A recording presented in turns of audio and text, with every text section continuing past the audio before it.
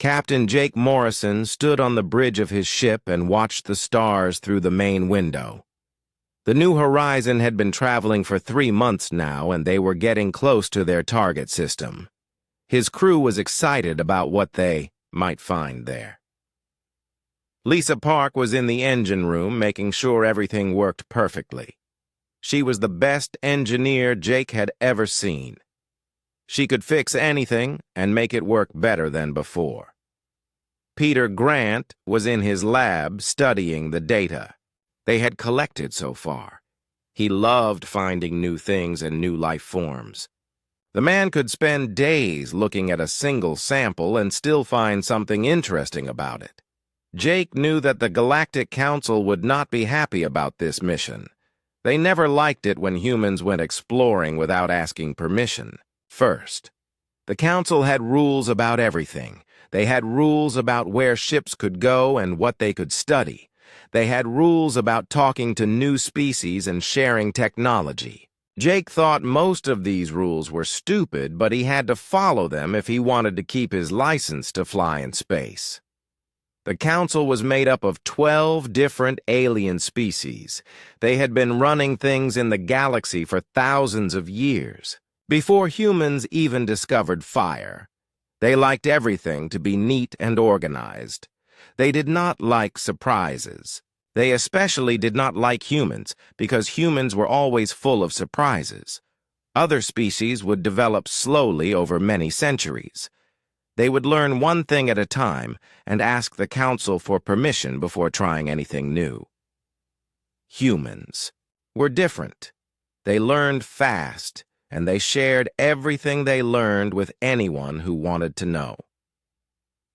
3 days later, the New Horizon reached the planet they had come to study. It was a beautiful world with blue oceans and green forests. Peter Grant was so excited he could barely sit still. Lisa Park had detected some strange energy readings coming from the planet's surface. Jake decided they would land and take a closer look. This was exactly the kind of thing that would make the Council angry, but Jake did not care. His job was to explore, and that was what he planned to do. They found something amazing on the planet. There were ruins of an ancient city that was millions of years old. The beings who built it had been gone for a very long time, but they had left behind some incredible technology. Peter Grant found devices that could create energy from nothing. Lisa Park discovered machines that could bend space and time. Jake realized they had found something that could change everything for the human race. When they got back to Earth, Jake sent his report to the Colonial Command. Within hours, he received a message telling him to come to Luna Station immediately. The Council had already heard about their discovery, and they were not happy. Ambassador Kethvar from the Zephyrian Empire had sent an angry message demanding that humans stop their unauthorized exploration activities. Luna Station was always busy, but today it seemed even more crowded than usual. Jake walked through the corridors and saw representatives from many different human colonies. They all looked worried. He found his way to the main conference room where Dr. Helen Carter was waiting for him. She was Earth's chief diplomat and one of the smartest people Jake had ever met. She did not look happy. Dr. Carter told Jake that the Council was very upset about human activities in their sector of space. They said humans were exploring too fast and learning too much. They said humans were sharing their discoveries with younger species without asking permission from the Council first. They said this was dangerous and had to stop. The Council had sent an official warning that humans needed to slow down or face serious consequences. Jake asked Dr. Carter what kind of consequences they were talking about. She told him that the Council was considering putting limits on human expansion. They wanted to stop humans from building new colonies. They wanted to control what kind of research humans could do. They wanted to put Council observers on every human ship and station. Jake could not believe what he was hearing. The council wanted to treat humans like children who could not be trusted to make their own decisions. Dr. Carter explained that the council was afraid of human progress. In the past 100 years, humans had gone from being a single-planet species to having 47 different worlds. They had developed faster than light travel. They had learned to communicate across vast distances instantly. They had made friends with dozens of species that the council had never even heard of. All of this made the council nervous because they liked to control everything that happened in their galaxy. The meeting went on for hours. Representatives from Mars and the outer colonies joined by video link. Everyone was angry about the council's demands. Colonel Amy Foster from the Colonial Defense Force said they should tell the council to leave them alone. She said humans had never asked to join their organization and did not need their permission to explore space. Dr. Ben Cooper from the Science Division said they should try to negotiate with the council and find a peaceful solution. Jake listened to all the arguments, but he kept thinking about the ancient technology they had found on that planet. The devices could create unlimited energy and bend space in ways that seemed impossible. If humans could learn to use this technology properly, they would not need to worry about the council or anyone else. They could go anywhere in the universe and do anything they wanted. 2 weeks later, Dr. Carter received the official ultimatum from the Galactic Council. The message was delivered by Ambassador Keth Var himself during a special session at Nexus Prime Station. Jake watched the broadcast from his ship and felt his anger growing with every word. The Council was giving humans one standard galactic year to accept their terms. Humans would have to stop building new colonies beyond their current 47 worlds. They would have to allow Council inspectors to monitor all their research projects. They would have to stop their quantum communication experiments immediately. If humans refused to accept these terms, the Council would use force to make them comply. 12 different alien fleets would blockade human space and cut off all trade. Any human ship that tried to leave their assigned territory would be captured or destroyed. Any human colony that refused to accept Council authority would be occupied by alien troops. The message was clear. Humans could submit to Council rule, or they could be destroyed. Jake knew that most humans would never accept these terms. Humans had always been independent and stubborn. They did not like being told what to do by anyone, especially by aliens who had never bothered to understand human nature. The Council thought they could treat humans like any other species in their empire, but they were wrong. Humans were different, and they would prove it one way or another. The ultimatum gave humans 1 year to decide their fate, but Jake suspected that humans had already made their choice. They would not submit, and they would not be destroyed. Instead, they would find a third option that no one expected. That was what humans did best. They found solutions when everyone else said there were no solutions to be found. Senator Rick Adams had called emergency sessions before, but never one like this. Representatives from every human colony in space were gathering at Luna Station to decide the future of their entire species. The meeting hall was packed with people who had traveled from the farthest reaches of human space. Some had come from mining colonies near the galactic rim. Others had flown in from research stations in unexplored sectors. All of them looked worried and angry. The Council's ultimatum had been broadcast across all human worlds 3 days ago. Every person in human space now knew that they had less than 1 year to make an impossible choice. They could surrender their freedom and become subjects of the Galactic Council, or they could fight a war against 12 different alien species with fleets that outnumbered human ships by more than 10 to 1. Neither option seemed acceptable to anyone in the room. Colonel Amy Foster stood up to address the crowd. She was wearing her full military uniform, and her medals caught the light as she moved. She had fought in 3 different border conflicts, and everyone respected her opinion on military matters. She told the assembly that the human colonial defense force was ready to fight if that was what people wanted. Her ships were fast, and her crews were well trained. They had better weapons than most alien species, and they knew how to use them. But Colonel Foster was also honest about their chances. The Council fleets were huge, and they had been preparing for war for thousands of years. Humans had been in space for less than 2 centuries, and most of their ships were designed for exploration rather than combat. Even if they won some battles at the beginning, they would eventually be overwhelmed by sheer numbers. Fighting the Council would mean the end of human civilization one way or another.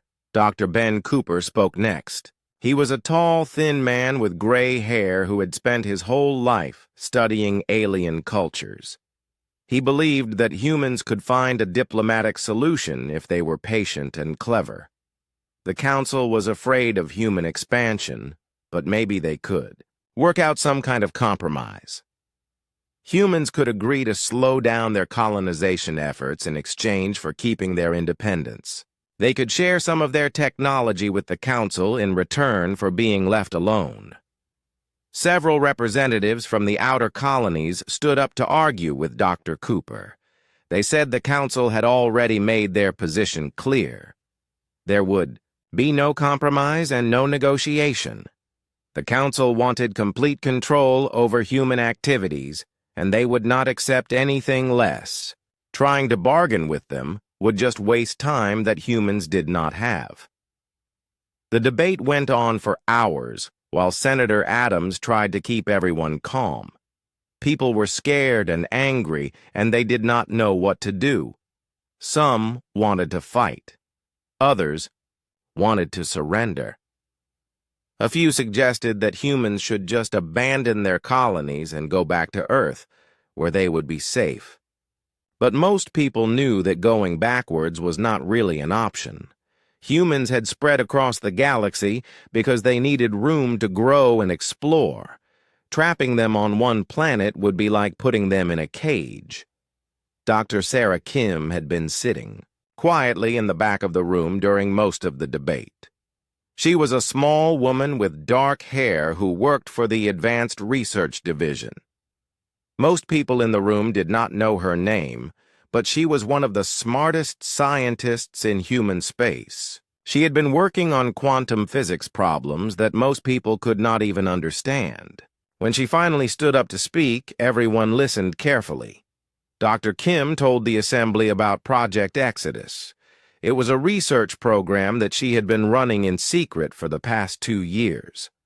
Her team had been studying the ancient technology that Captain Morrison and his crew had discovered on that distant planet. They had learned how to create doorways that could connect different parts of space and time.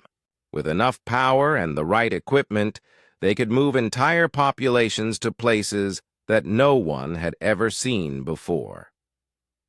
The room fell silent as Dr. Kim explained what she was suggesting. Instead of fighting the Council or surrendering to them, humans could simply leave. They could use the quantum technology to move all 47 human colonies to parallel dimensions where Earth had never developed life. There would be empty worlds waiting for them with clean air and fresh water. They could start over without having to worry about the Council or any other alien species. Commander Tony Lewis from the Colonial Defense Force asked Dr. Kim if such a plan was really possible. She admitted that it would be the most complex operation in human history. Every person in human space would have to be moved at the same time. They would need to coordinate the evacuation of millions of people across dozens of different star systems. The quantum generators would have to work perfectly, or people could be lost forever in the spaces between dimensions. But Dr. Kim was confident that it could be done. Her team had been testing smaller versions of the technology for months. They had successfully moved objects and even small groups of people from one dimension to another. Scaling up the process would be difficult, but not impossible. The bigger problem would be keeping the operation secret from the Council until everyone was safely away. Senator Adams asked how long such an evacuation would take. Dr. Kim said they would need at least 6 months to build the necessary equipment and set up quantum generators on every human world. The actual movement of people could be completed in a matter of days once everything was ready, but they would have to be very careful about timing. If the Council discovered what they were doing before everyone was moved, they might try to stop the evacuation by force. The debate started again as people tried to understand what Dr. Kim was proposing. Some representatives thought it sounded too dangerous. What if the quantum generators failed and stranded people in empty space? What if the new dimensions were not as safe as they seemed? What if humans could never find their way back to the original universe if they changed their minds later? Other people thought the plan was brilliant. It would allow humans to escape from the Council without fighting a war that they could not win. They could take all of their technology and knowledge with them to the new dimensions. They could continue to grow and explore without anyone trying to stop them. Best of all, they would not have to kill anyone or destroy anything to achieve their freedom. Colonel Foster asked what would happen to the human worlds after everyone left. Dr. Kim said they would leave everything behind in perfect condition. The cities would keep running on automatic systems. The farms would continue growing food. The orbital stations would keep broadcasting normal status reports. It would look like humans had just decided to stay home for a while instead of traveling between stars. As the hours passed, more and more representatives began to support Dr. Kim's plan. It was risky and unprecedented, but it offered something that neither fighting nor surrendering could provide. It offered hope. Humans could keep their freedom and their independence. They could continue to be the exploring and curious species that they had always been. They just would not be doing it in a galaxy that did not want them. Senator Adams called for a preliminary vote just to see where people stood. The result was closer than he had expected, but Project Exodus won by a significant margin. The representatives voted to begin preparations for the greatest exodus in galactic history. They would spend the next few months getting ready to leave the only universe they had ever known. When they were gone, the Galactic Council would have exactly what they had always wanted: a galaxy without humans in it. But as Senator Adams looked around the room at the determined faces of the human representatives, he suspected that the Council might eventually regret getting what they wished for. Humans had always been the species that solved problems and helped others. Without them, the galaxy might discover that some problems could not be solved by anyone else. The evacuation began on a Tuesday morning Galactic Standard Time, but nobody outside of human space noticed anything unusual at first. Dr. Laura Stone was working from her hidden laboratory deep beneath the surface of Europa and coordinating the most complex operation in human history. She had quantum communication links open to every human world and station in the galaxy. Her screens showed the status of 47 different evacuation sites and hundreds of quantum generators that had been built in secret over the past 6 months. The plan was working exactly as Dr. Sarah Kim had designed it. Research stations were going dark first because they were small and easy to evacuate. The scientists and technicians would step through quantum doorways that led to empty Earth-like planets in parallel dimensions. Automated systems would take over their work and continue broadcasting normal status reports to anyone who might be listening. To outside observers, it would look like the stations were simply running routine maintenance cycles. Commander Tony. Lewis was on Mars coordinating the evacuation of the outer colonies. These settlements were farther from Earth and had smaller populations, so they could disappear without attracting too much attention from Council monitoring systems. Mining colonies went first, followed by agricultural settlements and research outposts. Each evacuation was carefully timed to avoid overlapping with scheduled supply deliveries or inspection visits from other species. Captain Jake Morrison was flying his ship through the outer rim systems and helping to move people from the most remote human settlements. His crew had volunteered for this dangerous assignment because they knew how important it was. Lisa Park had modified the New Horizons engines to work with the quantum tunnel system. Peter Grant was using his scientific knowledge to help families pack only the most essential items for their journey to unknown worlds. The quantum technology was performing better than anyone had dared to hope. Each generator could create a stable doorway that lasted for several hours. People could walk through these doorways carrying their belongings and emerge on planets that had never seen intelligent life before. The worlds on the other side had clean air and fresh water, and everything that humans needed to start new colonies. Dr. Stone's instruments showed that every evacuation was proceeding smoothly. Council surveillance networks were recording the gradual shutdown of human activities, but they were not becoming suspicious yet. The aliens had always complained that humans were too active and too curious. Now it seemed like humans were finally learning to slow down and be more careful about their expansion into space. Ambassador Keth Var was actually pleased when his monitoring systems showed reduced traffic from human space. He thought the ultimatum was working and that humans were starting to accept Council authority. 3 months into the evacuation, Dr. Stone received reports that some Council species were beginning to ask questions. Trade ships that regularly visited. Human colonies were finding fewer people to do business with. Some alien merchants were complaining that human markets were becoming less active and less profitable. A few Council observers had noticed that human exploration ships were not venturing as far from their home systems as they used to. Dr. Stone sent messages to all evacuation coordinators, telling them to be even more careful about maintaining normal appearances. The automated systems on evacuated worlds were programmed to simulate realistic population levels and economic activity. Robot-controlled ships continued to fly regular trade routes.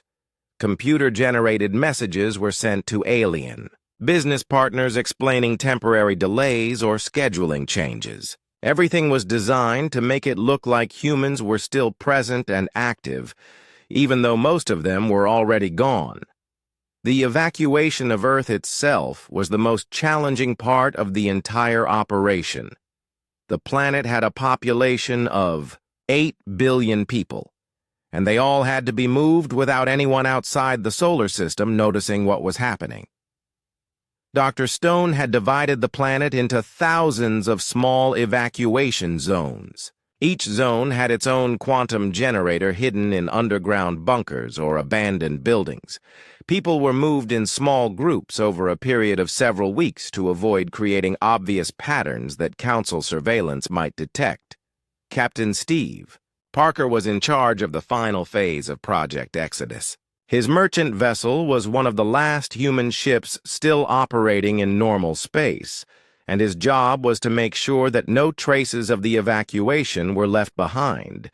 He flew from system to system, checking that all quantum generators had been properly shut down, and that all evidence of the operation had been destroyed. His ship would be the last to leave, and he would transmit the final message that humans wanted the galaxy to hear. The message was simple and direct. Humans had tried to share the galaxy with other species, but the Council had made that impossible.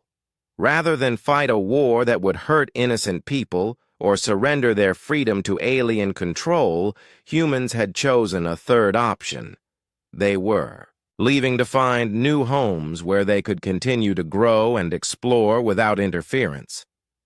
They wished the remaining species good luck in building the kind of galaxy they wanted without human participation.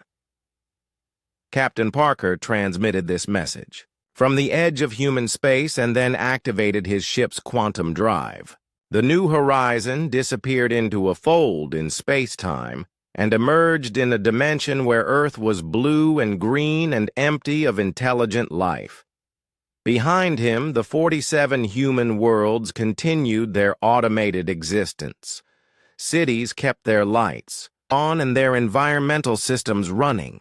Orbital stations continued to broadcast status reports. Agricultural systems kept growing food that no one would eat. Everything looked normal from the outside, but there were no humans left to see it. Dr. Stone was the last person to leave Europa. She stood in her laboratory and watched the final status reports from every human world. All evacuations had been completed successfully. Millions of people had been moved safely to new dimensions where they could start fresh. The greatest exodus in galactic history had been accomplished without firing a single shot or harming a single alien. She activated the final quantum generator and stepped through a doorway that led to a world where human children could grow up free. The silence that followed was deeper than anyone in the council had expected. Human space had not become quiet. It had become empty. The difference was something that would take the aliens months to understand and years to fully appreciate. Quiet meant that humans were still there, but choosing to be less active. Empty meant that humans were gone and would not be coming back. Ambassador Keth Var declared victory when the first reports of reduced human activity reached the council chambers. He made speeches about how the ultimatum had worked and how humans had finally learned to respect council authority. Other council members congratulated themselves on solving the human problem without having to resort to military force. They redistributed human territories among member species and settled back into the comfortable routine of managing a galaxy without human interference.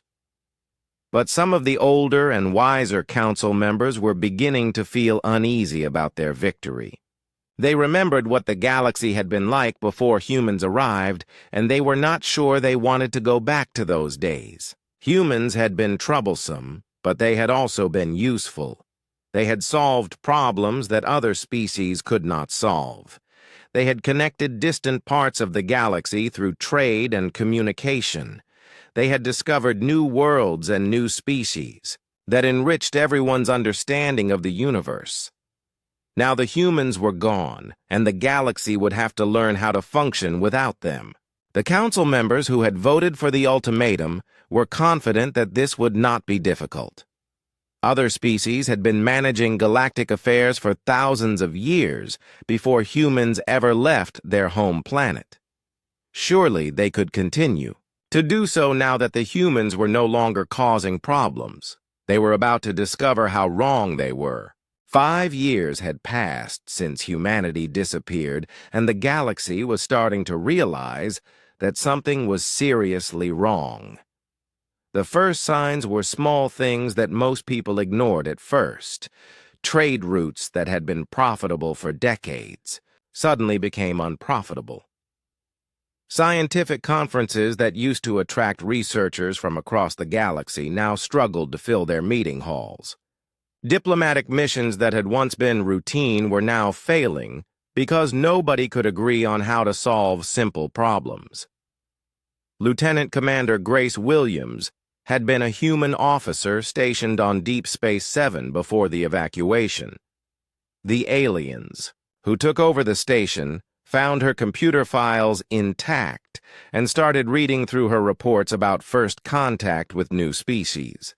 Grace had been responsible for introducing 17 different alien races to galactic civilization over the past 10 years. Her notes showed a careful process of cultural exchange and diplomatic preparation that had helped these species join the galactic community safely. Without Grace and other human diplomats to guide them, these 17 species were now struggling to understand their place in the galaxy. Some had withdrawn from all contact with other aliens and returned to their home systems. Others had been absorbed by more aggressive species who saw them as easy targets for conquest or exploitation. 3 entire civilizations had simply vanished from galactic communication networks, and nobody knew what had happened to them. The Vorthon Empire had been waiting for an opportunity like this for many years. They were a military species that believed in expanding their territory through conquest rather than negotiation. While humans were present in the galaxy, the Vorthons had been forced to limit their aggressive activities because human peacekeepers would intervene whenever they attacked weaker species.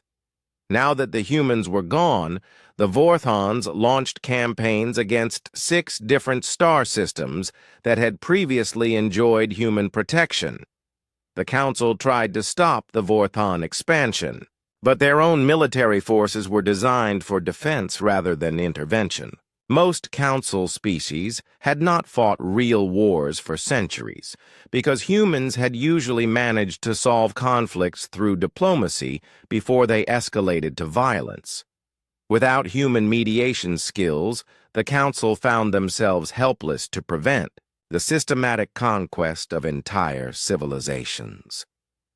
The economic disruption was even worse than the military conflicts. Human traders had connected every part of the galaxy through an intricate network of commercial relationships. They carried goods from industrial worlds to agricultural planets and brought rare materials from mining colonies to research stations. They had created a system where every species could focus on what they did best, because humans would make sure that everyone could trade with everyone else. Dr. Maria Santos had been Earth's leading expert on interspecies economics before the evacuation. Her research files painted a detailed picture of how human commercial networks held the galaxy together. Humans did not just move cargo from one place to another. They also served as cultural translators who helped different species understand each other's business practices. They identified new markets and created new trade opportunities. They solved logistical problems that other species had not even realized existed. Without human traders, the galactic economy began to collapse. Worlds that produced surplus food could not find buyers for their crops, while other planets faced starvation because supply ships no longer came.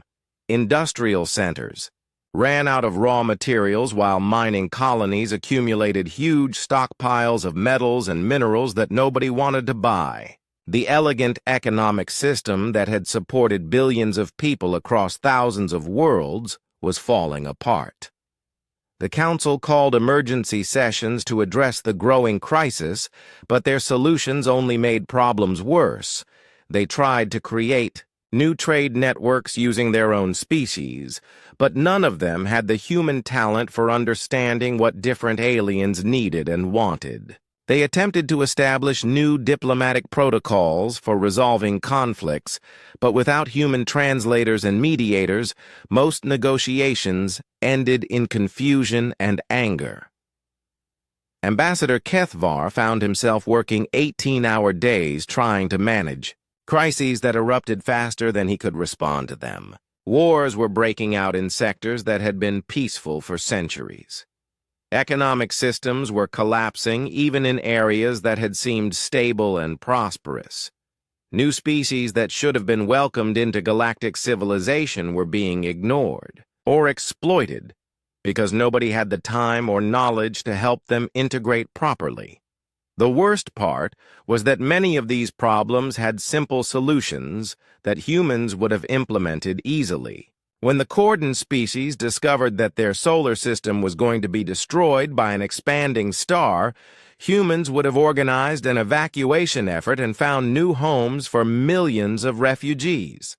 Instead, the Council spent months debating jurisdiction and responsibility while the Cordon people faced extinction. By the time they finally acted, it was too late to save most of the population. Scientific progress also slowed dramatically without human researchers. Humans had always been curious about everything and willing to share their discoveries with anyone who was interested. They had made connections between different fields of study that other species had never considered. They had asked questions that other aliens thought were unimportant, but which led to breakthrough discoveries that benefited everyone. Dr. Ben Cooper had left behind detailed records of joint research projects between humans and 12 other species.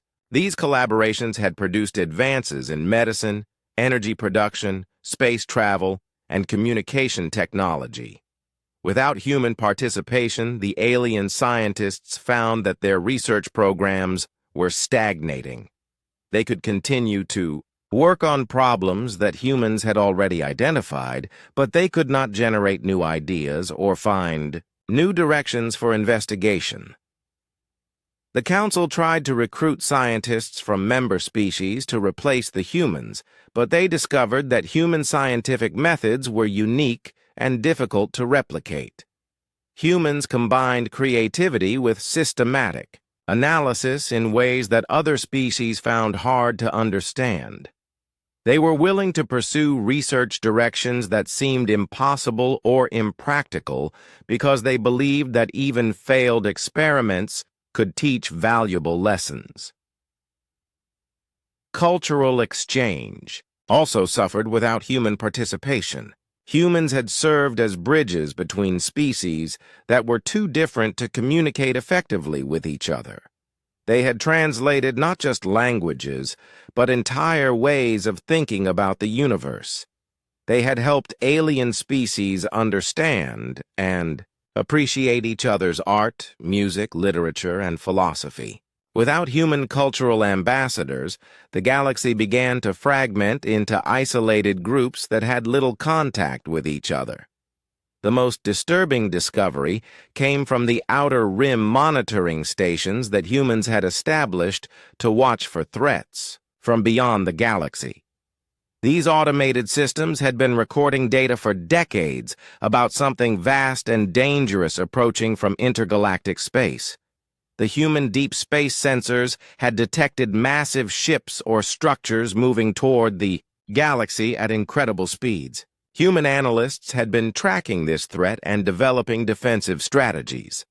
With the humans gone, nobody understood how to interpret the monitoring data or what the approaching objects might be. The automated systems continued to function and record information, but there were no human experts left to analyze what they were seeing. The Council's own scientists tried to make sense of the data, but human detection methods were far more advanced than anything other species possessed. Ambassador Kethvar stood before the emergency assembly and tried to explain how badly the Council had miscalculated. They had wanted to eliminate the human problem, but instead they had eliminated the humans who solved everyone else's problems. The galaxy was falling apart without the species that had held it together. Wars were spreading across multiple sectors. Trade networks were collapsing. Scientific progress had stopped. New threats were approaching that nobody knew how to face. The Council voted to send a message across all known dimensions asking for humanity's return. They broadcast apologies and promises of complete independence if humans would come back to help save galactic civilization. The message reached the empty human worlds, where automated systems dutifully recorded it and filed it away with other communications that would never be answered. The 47 human worlds continued their mechanical existence. Cities powered themselves and maintained their infrastructure. Orbital stations broadcast status reports to an empty galaxy. Agricultural systems grew crops that rotted in the fields. Everything looked normal from the outside, but there was nobody home to hear the Council's desperate pleas for help. The approaching darkness from beyond the galaxy continued its steady advance toward the outer rim. Human monitoring stations faithfully recorded its progress, but there were no human experts left to understand what the data meant or how to prepare for what was coming. The galaxy had gotten exactly what it asked for when it demanded that humans disappear. Now it would have to face the future without the one species that might have known how to survive it. 10 years after humanity vanished, the galaxy was dying and everyone knew it. Ambassador HFY War had been promoted to Supreme Coordinator of what remained of the Galactic Council, but his new title could not hide the fact that galactic civilization was collapsing around him.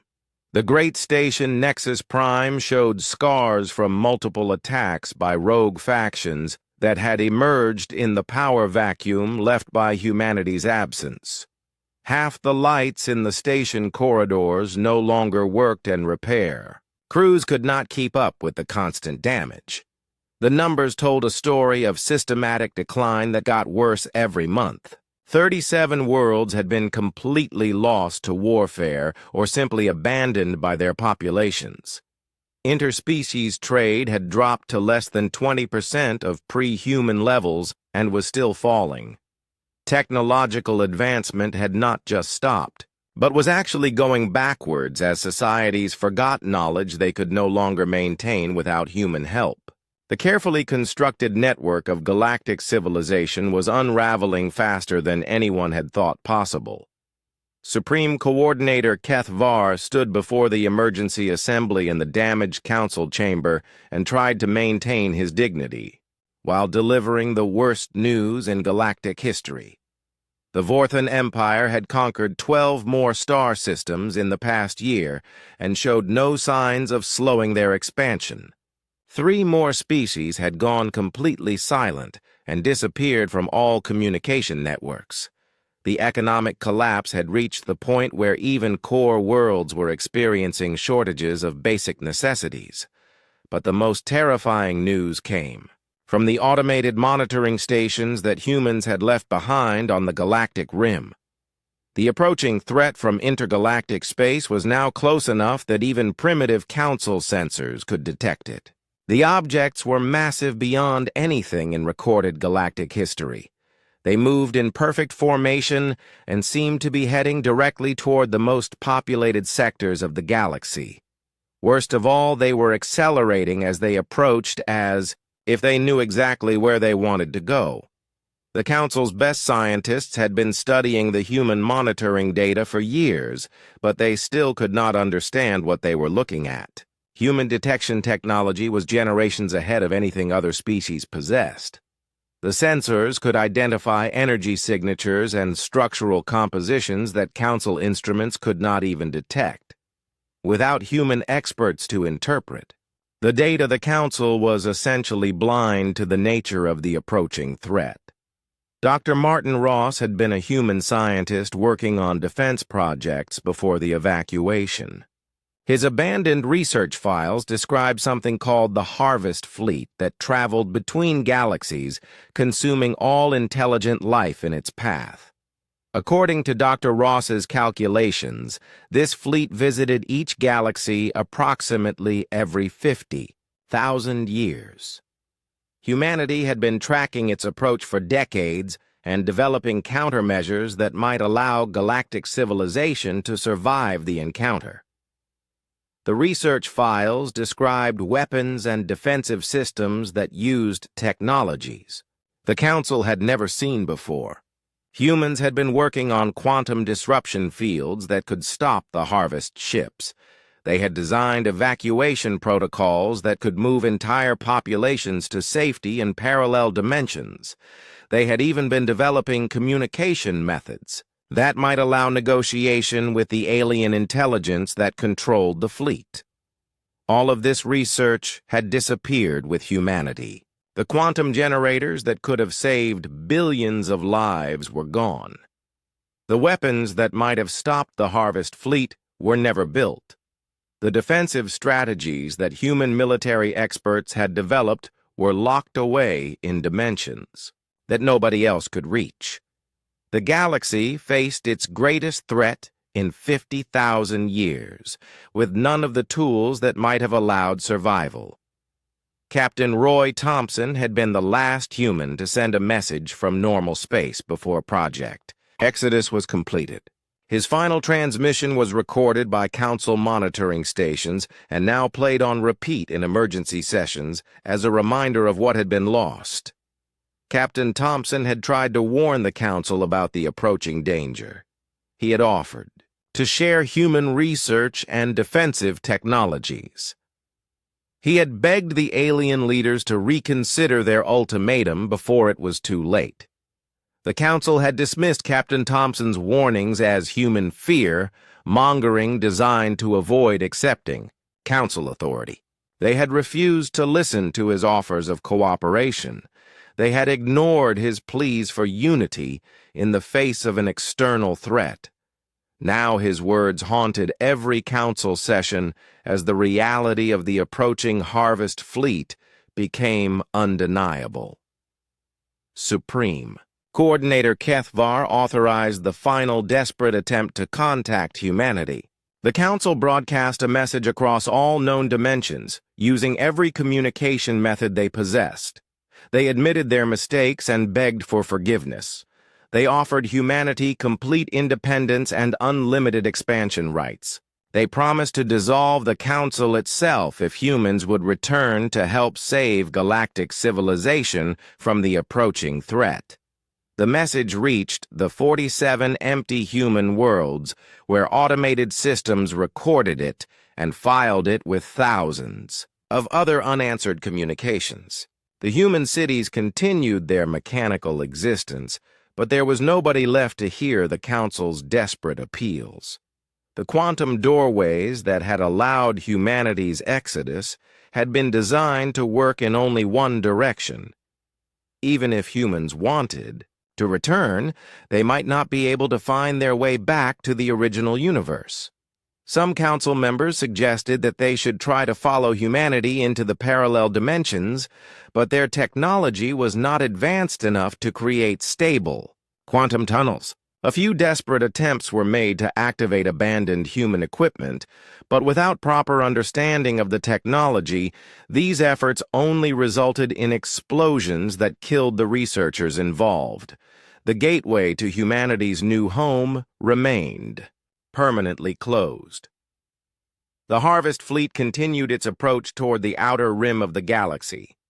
Long-range sensors showed that the alien ships were larger than entire planets and moved with purpose and intelligence. They seemed to know exactly where every inhabited world was located. Their course corrections suggested that they had detailed maps of galactic civilization and planned to visit every system that contained intelligent life. Fear spread across the remaining inhabited worlds as news of the approaching threat became impossible to hide. Some species tried to flee toward the galactic core, hoping to delay the inevitable encounter. Others attempted to hide on remote planets that might be overlooked by the Harvest fleet. A few brave civilizations tried to organize defensive alliances. But without human leadership and coordination, these efforts quickly collapsed into confusion and argument. The irony was bitter and complete. Humanity had offered to help build a unified galactic defense against external threats, but the Council had been too proud and too afraid to accept human leadership. They had driven away the one species that might have saved them all because they could not tolerate human independence and curiosity. Now they faced extinction because they had eliminated their best hope for survival. Supreme Coordinator Kethvar made one final broadcast to the empty human worlds as the Harvest fleet reached the outer rim and began its systematic destruction of galactic civilization. His message was simple and desperate. He apologized for everything the Council had done to humanity. He admitted that driving humans away had been the greatest mistake in galactic history. He acknowledged that the galaxy was dying because it had rejected the one species that could have kept it alive. The 47 human worlds received this final message and filed it away with all the others. The automated systems continued their mechanical routines while the galaxy burned around them. Cities maintained themselves for inhabitants who would never return. Orbital stations broadcast status reports to an empty universe. Agricultural systems grew crops that would never be harvested. The harvest fleet moved through inhabited space like a plague, consuming everything in its path. Billions of beings died as entire civilizations were stripped from their worlds and absorbed into the alien ships. The carefully maintained balance of galactic civilization that had existed for thousands of years was destroyed in a matter of months. In the end, the galaxy learned the hardest lesson of all. Some species could not be replaced, and some mistakes could not be undone. Humanity had vanished in silence, taking with them not just their ships and cities, but the very qualities that had made galactic civilization possible. They had been the bridges between different cultures, the solvers of impossible problems, and the defenders against threats that others could not even imagine. The approaching darkness from beyond the rim had finally arrived, and there was nobody left who remembered how to turn on the lights. The galaxy had gotten exactly what it demanded when it forced humanity to choose between submission and exile. Now it would face the consequences of that choice alone in the darkness, with nothing left but regret for what might have been if they had chosen cooperation instead of control. The last transmission from galactic space was a simple automated message from one of the human monitoring stations. It reported the complete consumption of the final inhabited world and the departure of the harvest fleet toward the next galaxy on its eternal journey.